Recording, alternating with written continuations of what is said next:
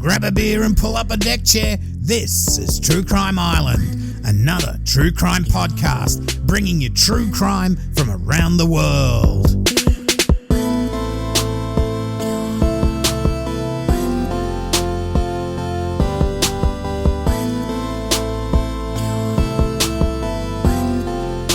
Hi, I'm your host, Cambo. Grab a beer, pull up a deck chair. This is True Crime Island, another true crime podcast. Well, Islanders, last week we had Stacey Castor, who used ethyl glycol or antifreeze to murder two husbands. And during the episode, I mentioned how she had watched Forensic Files Cold Hearted. That episode was about Lynn Turner, who had killed both her husbands with antifreeze. So let's hear her story this week. Now, references are from Forensic Files, AJC, which is the Atlanta Journal-Constitution, CNN, Oxygen Crime News, and their show Snapped. Okay, so as I said, last week's episode was one where the killer, Stacey Castor, used antifreeze to kill two husbands after seeing this week's star of the show, Lynn Turner, do the same thing to her two husbands. So let's get stuck straight into it. Okay, so we go to Cobb County, Atlanta, Georgia, in the US of A. And it's here that Julia Lynn Turner, or as she was known, Lynn, worked as a 911 dispatch officer. Lynn was born on the 13th of July 1968 in Marietta, Georgia. And funny enough, the movie Pretty Poison was a hit at that time. Lynn was adopted by the Womack family when she was just 5 months old. The Womacks were well off, but they divorced in 1973 when Lynn was just 5 years old. Now, Lynn went to stay with her mother, Helen, who married again soon after. Lynn and her stepfather, D.L. Gregory, and for the life of me, I can't find out what D.L. means. Anyway, Lynn didn't get on very well with him. As a teenager, she got busted for drugs and ended up in rehab in Atlanta. Now, Lynn kept herself fit, had a bit of a bubbly personality. She liked flashy cars. She always seemed to have plenty of money.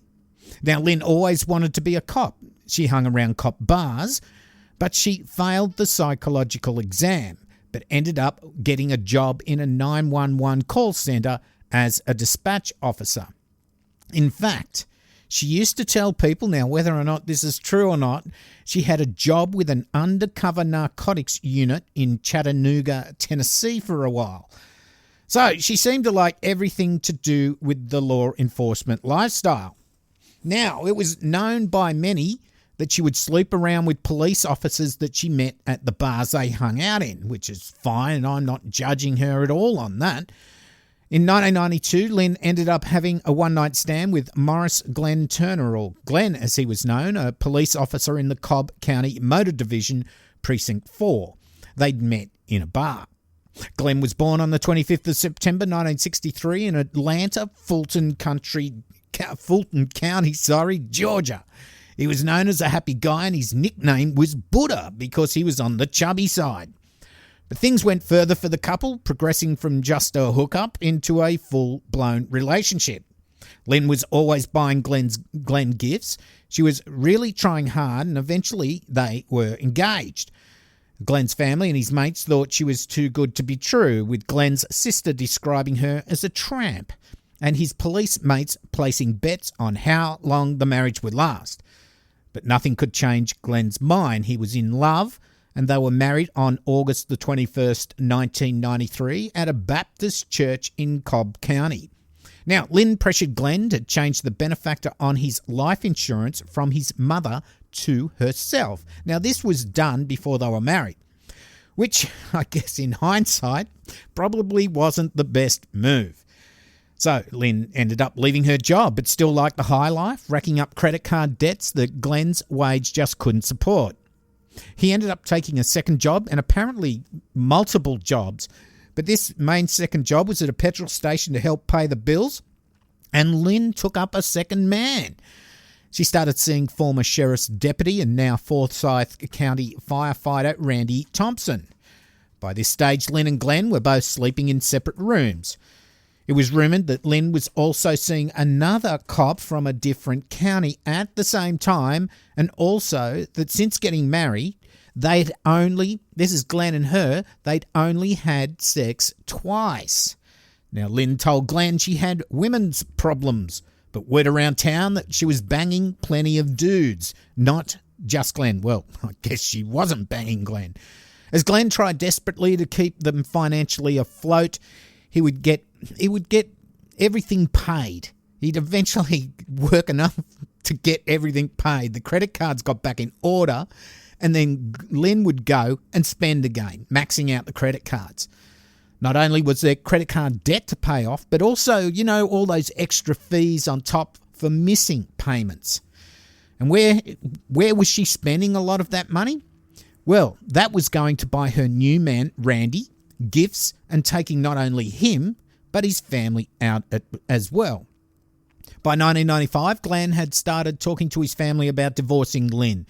He may or may not have suspected Lynn of having an affair, but he had just about had enough of Lynn, spending more than he could earn, not having a job, and they are always fighting about finances. But Lynn still wanted her high life. On March the 2nd, 1995, Glenn became seriously ill and admitted himself to emergency, complaining of nausea, diarrhea, vomiting, and dizziness. After some time, he started to feel better and went home to recover. Now, Lynn helped him out with a plate of lime green jello. The next day, Glenn's friends went to see if he was all right, and when he failed to answer the door, they gained access and they found him dead. An autopsy would show he died from an irregular heart condition. Now, within 2 weeks of Glenn's death, Lynn had already moved in with Randy Thompson. She was able to collect $100,000 on Glenn's life insurance and I heard 2 figures, between $650 and $800 a month on his pension plan. Also, I haven't been able to find out the dollar amount of it, but they had cars, they had the house, they had everything in it because she kept buying shit. So her material wealth, once her debts were taken into consideration, would have been some sort of reasonable amount. Now, Randy had a history of sometimes overdosing. Now, I'm not trying to say he attempted to kill himself, but he did have some issues and had overdosed on prescription medicine in the past. So Randy and his family had been told by Lynn that she had divorced her previous husband, Glenn. They had no idea he was dead. Now, Lynn and Randy would live together and eventually have 2 kids, but they didn't marry. Now, this was probably because Lynn would lose Glenn's pension money that she was getting every month, pension money that Randy had no idea she was getting. Now, Lynn went about her spending ways again, causing financial stress in the household. Eventually, this is after quite a few years, Randy moved out of the marital house and Lynn, she got control of the kids. Randy had to walk on eggshells with Lynn if he wanted to see the kids, as anything would upset her and she would refuse to let him visit. During October 2000, Randy had minor sinus surgery and he did suffer complications in the form of a staph infection, and he also had to get a stent near his heart. Now, he did fully recover from these setbacks and he planned to get the stent taken out in January 2001. Now, Randy, although separated from Lynn, he did hope to get back with her, mainly because of the kids. He just wanted a normal family household for them. He was optimistic one night when Lynn invited him out to the Longhorn Steakhouse for a family meal.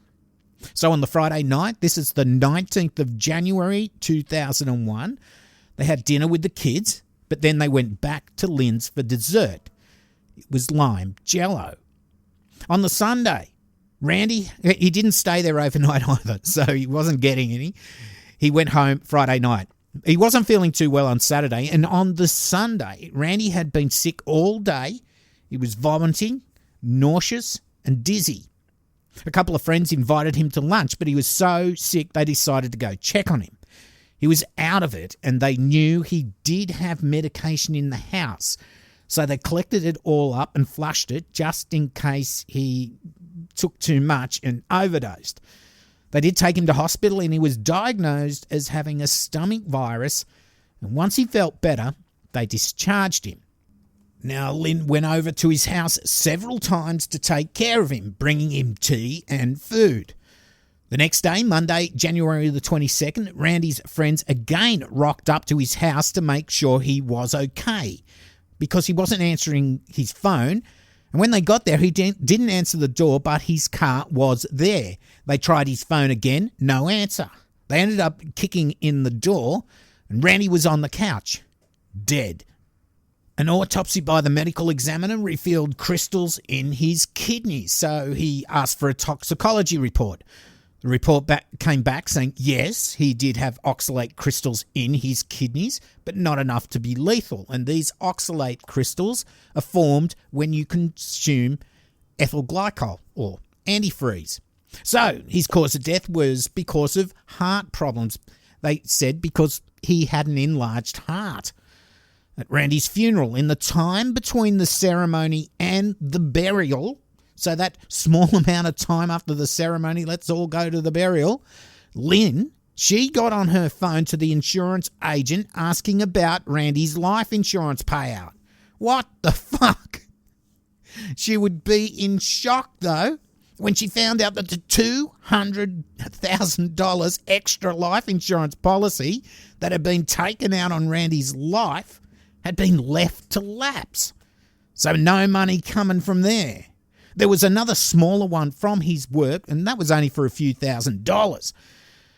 Then Randy's mum gets a sympathy card from, of all people, Glenn's mum.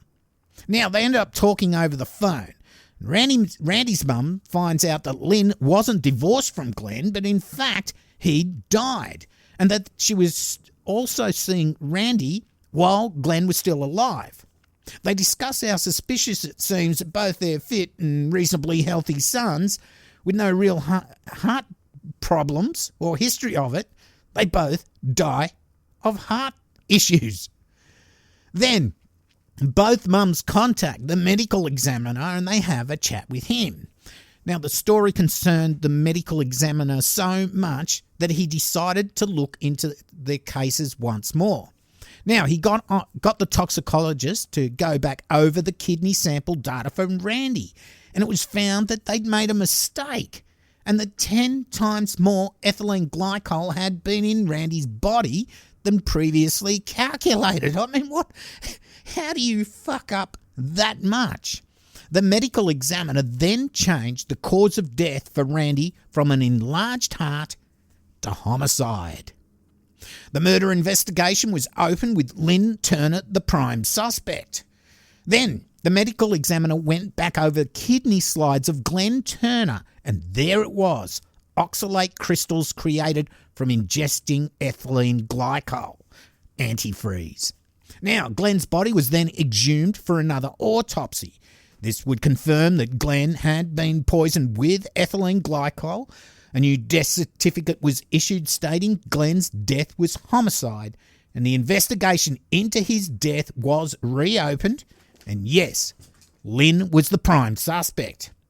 So, I did describe what ethylene glycol, or in this case, it was the main ingredient of antifreeze, so I'll just go over it again if you haven't listened to last week's show. Okay, so ethyl glycol, what is it and what does it do to you? Well, ethylene glycol is a colourless, odourless sweet liquid commonly found in antifreeze, where the bright green dye is used so you can't mistake it for anything else, really. Now, because of this being odourless and it's slightly sweet, it can be mixed into a drink, especially an alcoholic drink, and the effects are masked by the alcohol. As the first stage of ethyl glycol poisoning is that you will feel intoxicated, dizzy, you'll be lacking coordination of muscle movements, you'll be drooling, depressed, and have slurred speech, seizures, abnormal eye movements, headaches, and confusion. And like I said last week, that might sound like your Saturday or Sunday morning. Now, this first stage, that lasts between 30 minutes and 12 hours. Stage 2 which goes from 12 hours to 36 hours. The signs of alcohol poisoning subside, but the damage to your body is still occurring. You may have an elevated heart rate, feel dehydrated, and have high blood pressure. These symptoms are a result of accumulation of organic acids formed by the metabolism of ethylene glycol. Now, most deaths occur during this stage. Now, if you happen to get to the third stage, that's somewhere between 24 and 72 hours. This is where your kidneys fail with calcium oxalate crystals forming there. Now, that's what was in these kidney slides. Severe lethargy, coma, depression, vomiting, seizures, drooling, and guess what? You lose your appetite. My God. If your kidneys fail at this stage, you may recover, but the chances aren't high. Now, I think this is, if you get to the third stage only if you haven't had a lot. You sort of stretch out to that stage and you might recover. But if you've had a bit more, you'll get knocked over by the second stage. Luckily, most countries now add an agent to antifreeze to make it bitter tasting. So, by November the 1st, 2002, Lynn is charged with the murder of Glenn Turner. The prosecution would say that Lynn put antifreeze in Glenn's food, namely Jell-O, his soup, and in his sweet tea. I think it was iced tea. The motivation was so she could collect insurance on his life insurance policies, and she would also get a bonus by being eligible to collect his pension from the police force. Also, it would give her more access to Randy Thompson.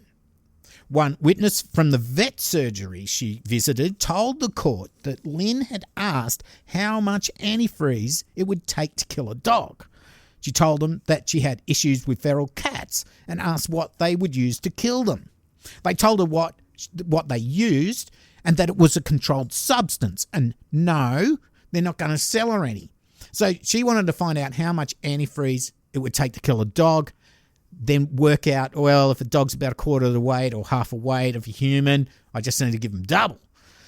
They also noticed a bottle of antifreeze in Glenn's garage that was totally overlooked previously. Now, this was in photos taken of the house when the investigation into Glenn's death first happened.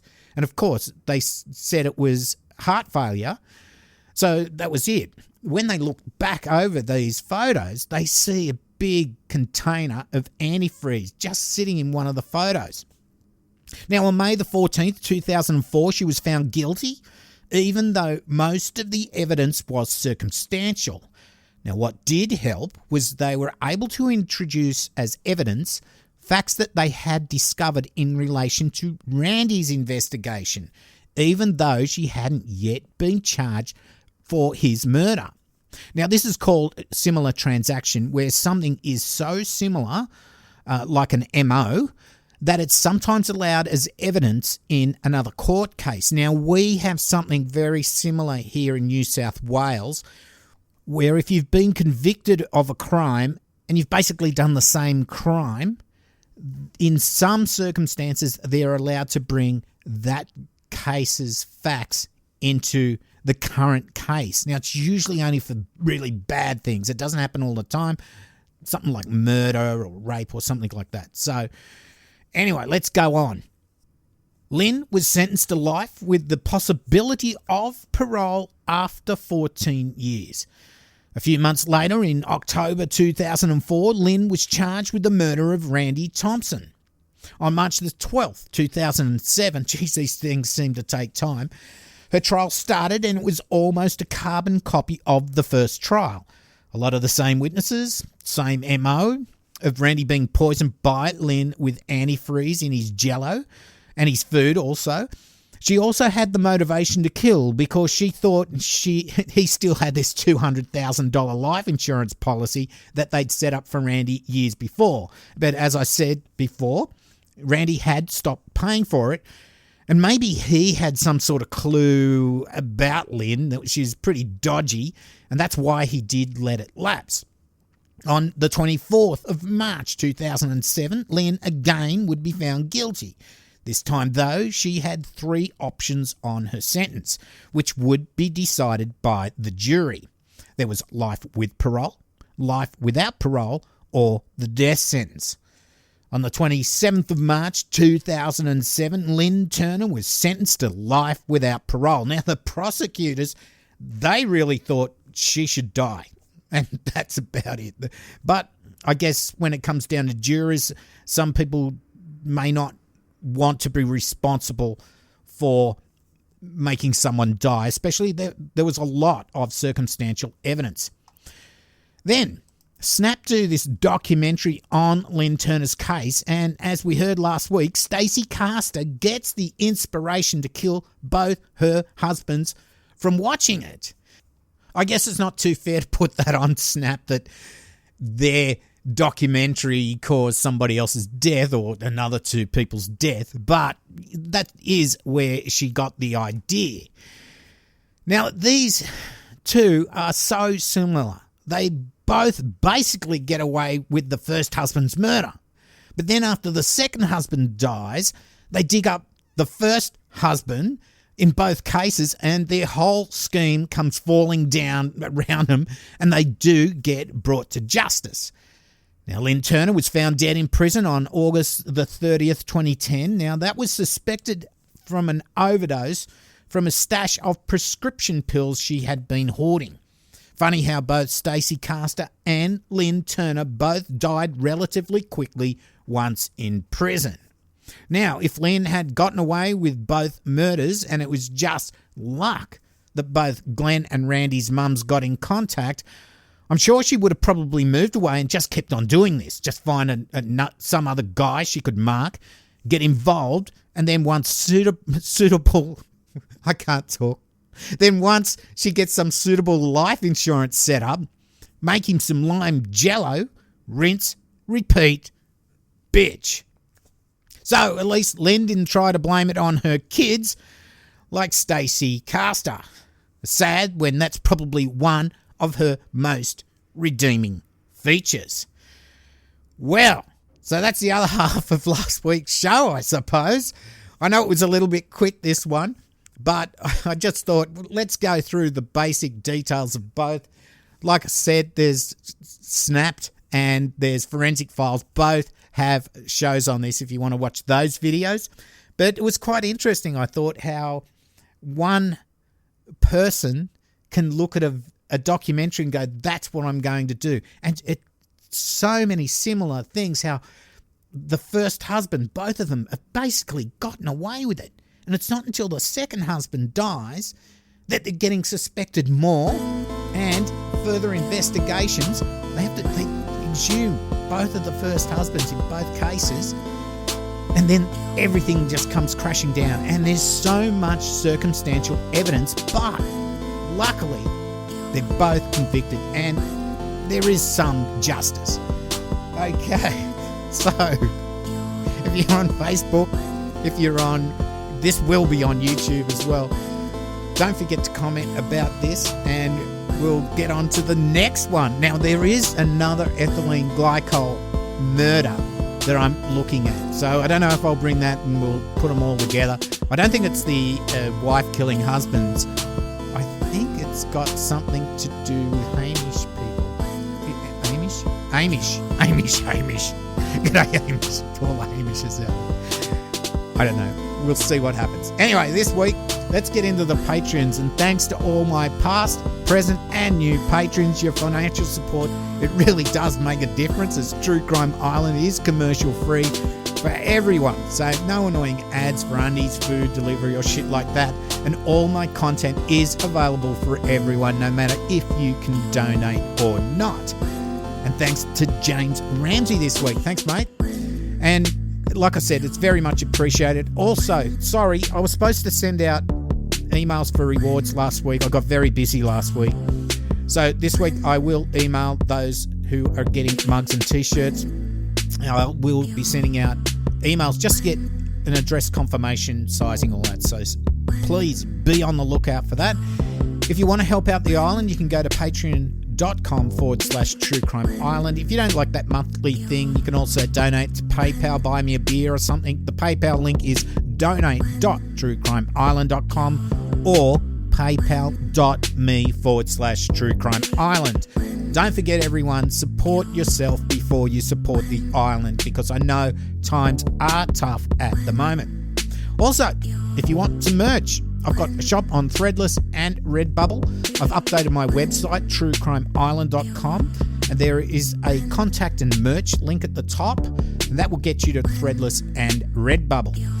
The website will also have links to Facebook, Instagram, and Twitter. You can also support the show by rating and reviewing, and also by sharing it with your friends and family, which is really good. Let's get more people on the island.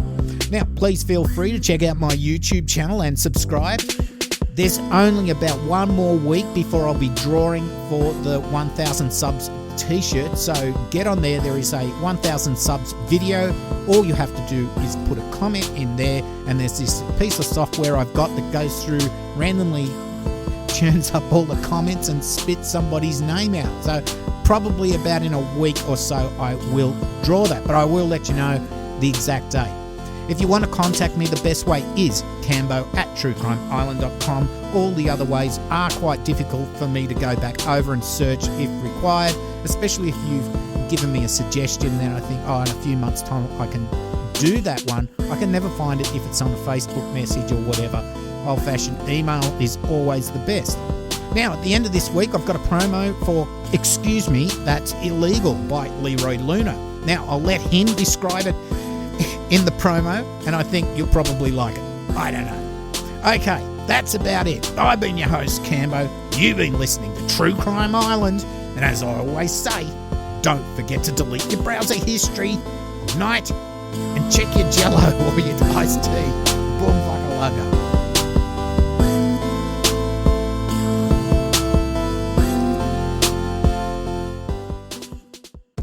Oh, hey there. You like true crime stories, right? Yeah, I know, who doesn't? But I gotta admit, after a while, all those stories of murder and heartache, well, they tend to go straight to my hips. So that's why I, Leroy Luna, have created a podcast called Excuse Me, That's Illegal, where we'll take a hardcore look at some softcore crimes. No TED Talks on Bundy here. The letters BTK won't be coming from these lips. Unless he had a brother that used to steal library books. Suppose I'd be willing to go balls deep into that one if that were the case. Anyways, you'll hear stories such as the Mad Pooper, a female jogger who wreaked havoc in a Colorado Springs neighborhood, using one family's front yard as her own personal dumping grounds. If this kind of content sounds like it's up your alley, Excuse Me, That's Illegal is available right now on all your favorite podcatchers. So come join me. I'll be right here waiting for you.